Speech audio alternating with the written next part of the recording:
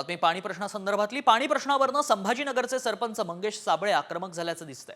छत्रपती संभाजीनगरच्या जिल्हा परिषदेचे मुख्य कार्यकारी अधिकारी विकास मीना यांच्या कार्यालयाबाहेर साडी नेसून महिलेच्या वेशात त्यांनी आंदोलन केलं। अंगावर साडी आणि डोक्यावर हंडा घेऊन आंदोलन केल्यानं साबळेंच्या आंदोलनाची चर्चा होतीये। साबळे फुलंब्री तालुक्यातल्या गेवराई पायगा गावचे सरपंच। त्यांनी याआधी अनोखी आंदोलनं केली आहेत, मात्र आता थेट साडी नेसून आंदोलन केल्यानं राज्यभर चर्चा होतीये।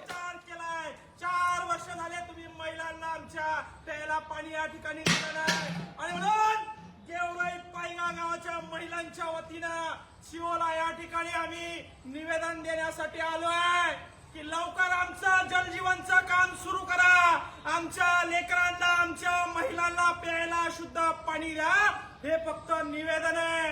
तुम्हाला हात जोडून विनंती आहे, सरपंच होऊन 2-2.5 वर्ष झाले शब्दपूर्ती केली नाही। त्याचं कारण असं आहे, ठेकेदारानं काम कंप्लीट केलं नाही। ठेकेदाराची अवकात नव्हती काम कंप्लीट करायची, तर काम घेतलं कशाला? शासन बजेट देत नाही म्हणतंय, मुख्यमंत्री लाडक्या बहिणीला डोक्यावर पाणी आणायला लावतोय आणि म्हणून महिलांच्या वतीनं एक विनंती घेऊन विकास मीना जे सीओ आहे जिल्हा परिषदच्या 2020 ला सुरू होणारी योजना 2025 पर्यंत 5 वर्ष कशी चालते?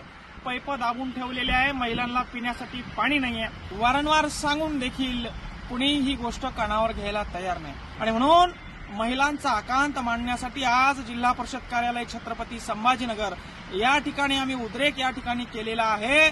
जर का पुढच्या 8 दिवसामध्ये आमचं काम सुरळीत झालं नाही आणि पुढच्या 15 दिवसात गावाला प्यायला पाणी नळाला आलं नाही तर तीव्र स्वरूपाचं आंदोलन करण्यात